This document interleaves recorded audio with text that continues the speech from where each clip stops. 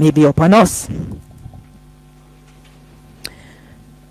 Yesterday, I had on this program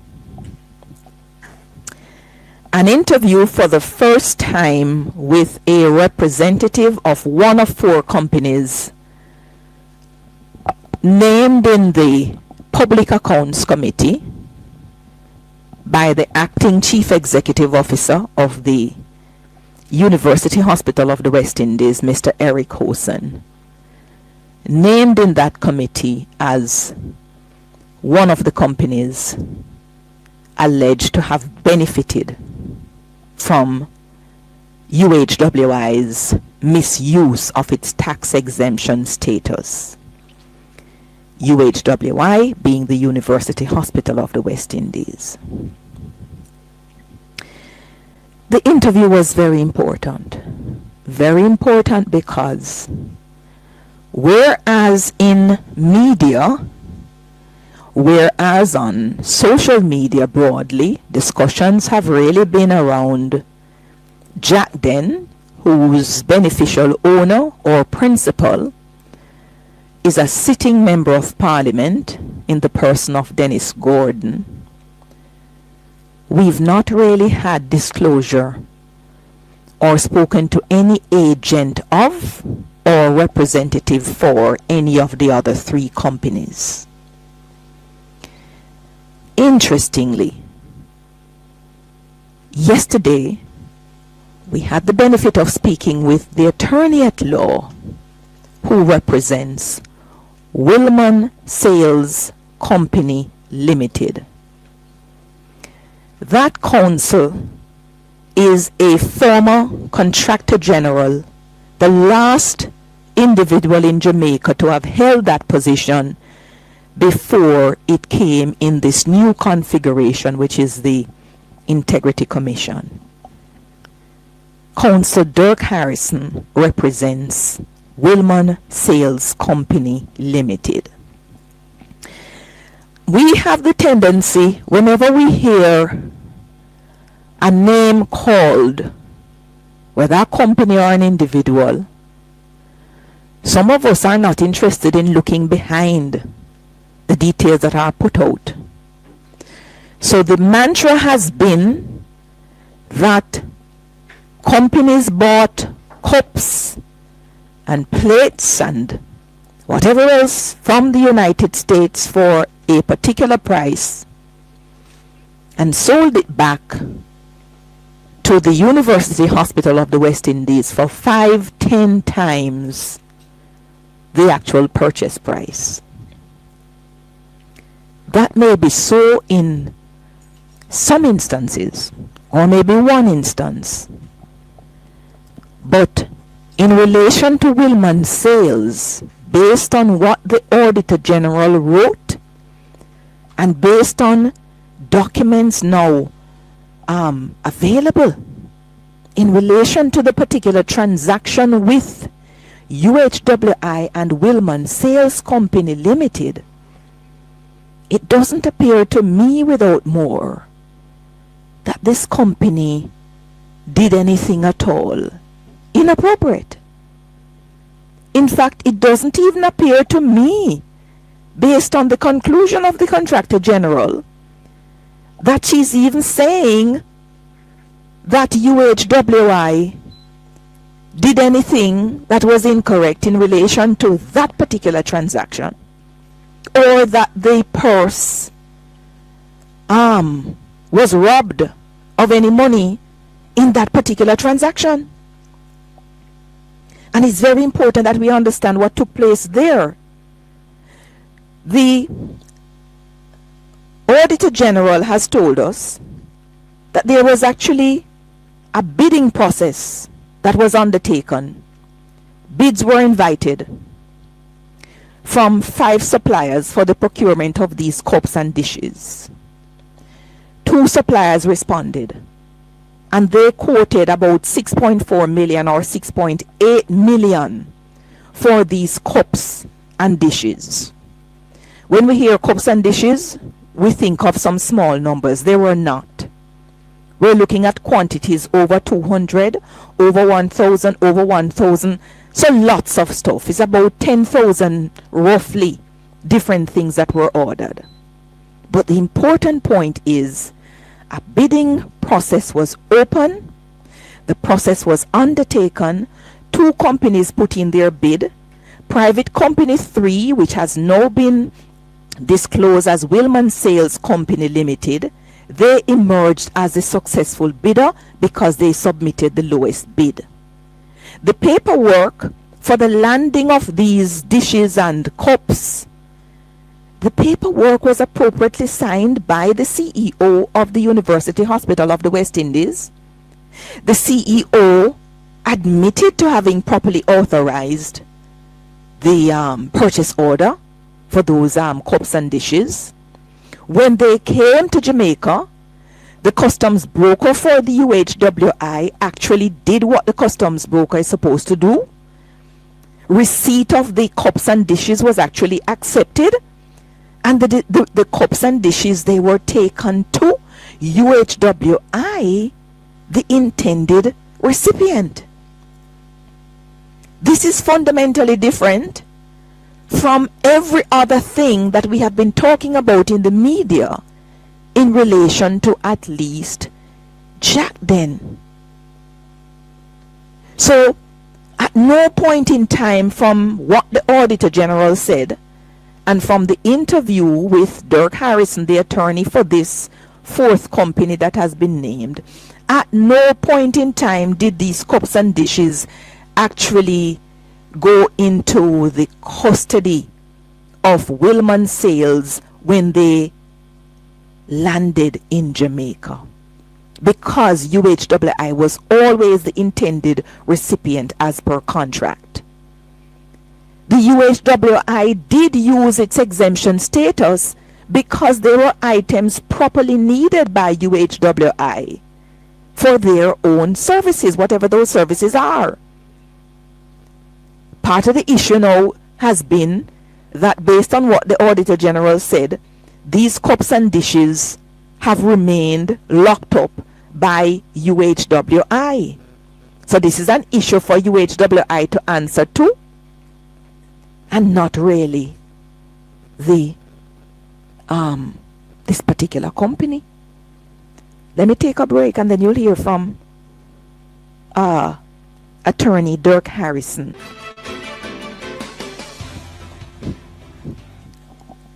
Yes, so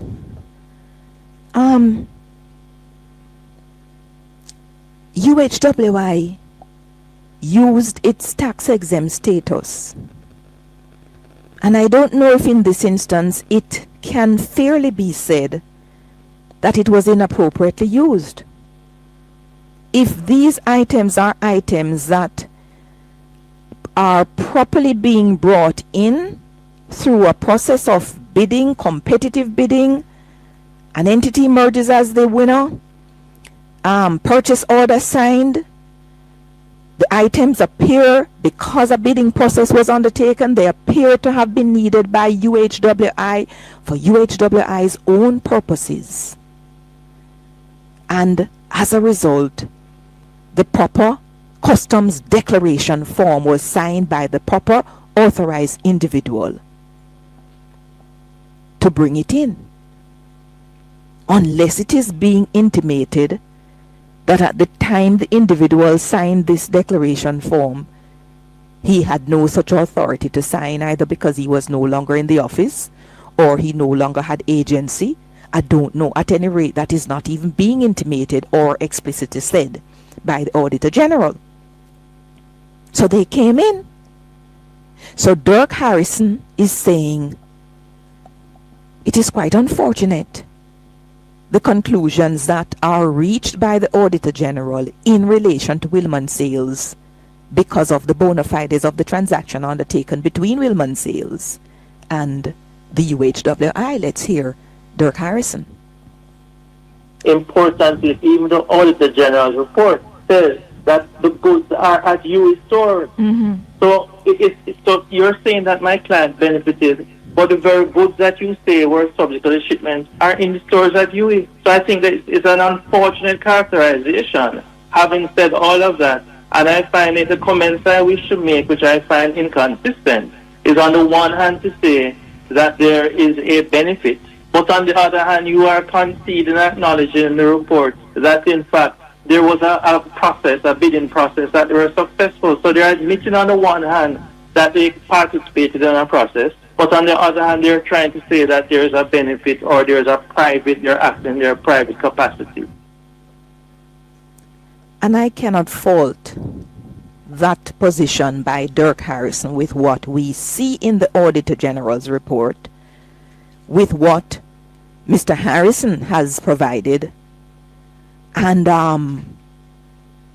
it is perhaps right and unfortunate that this company is being lumped with, and I won't even say others now, because I don't even know what happened with the others.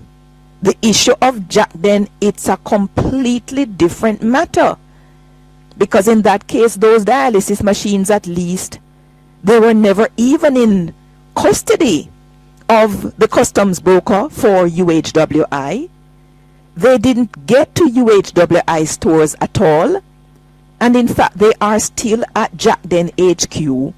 Fundamentally important and substantially different facts.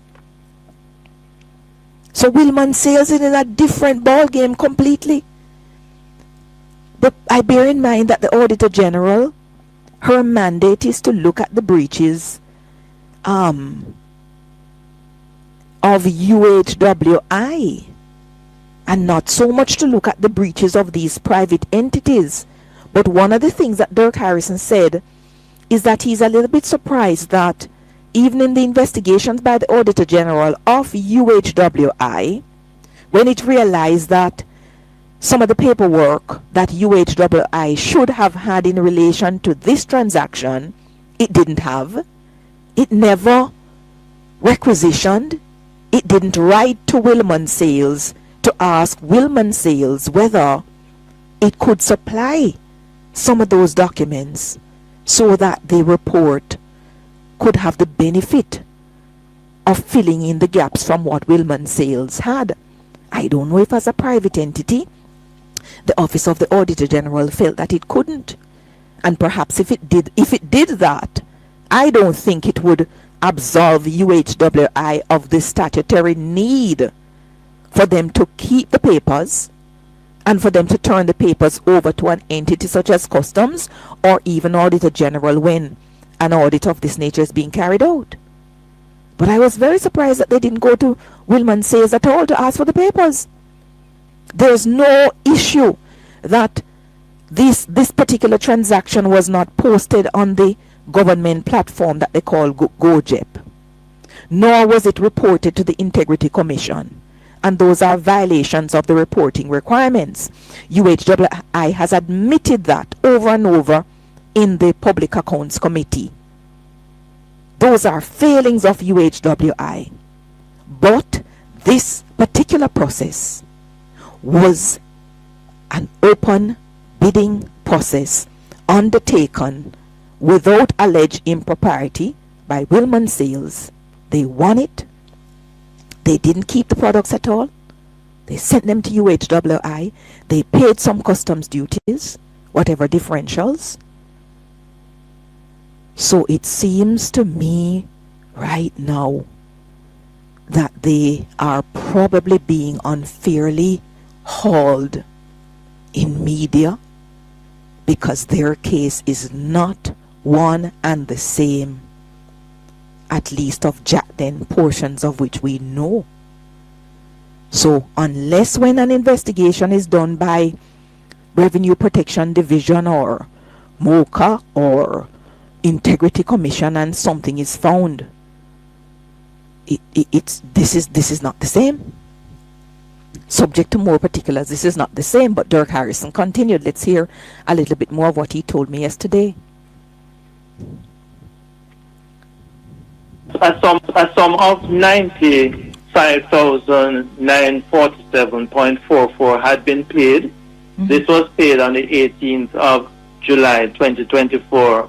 This was as a result of an assessment at the time, and I suspect, but I certainly won't speak for the Auditor General's office, I suspect that this is the payment that they are positing that there was a benefit. However, these goods, it was to facilitate UHWI obtaining or clearing the shipment that this was paid on their behalf.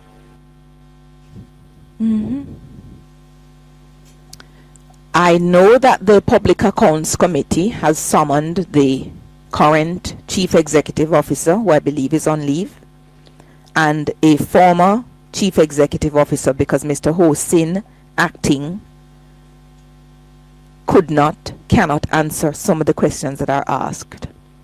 So it is my hope that when he comes before the Public Accounts Committee, the current Chief Executive Officer and the former, that they can give us some more information on this and explain what benefit, if any, this company number 3 is alleged to have received.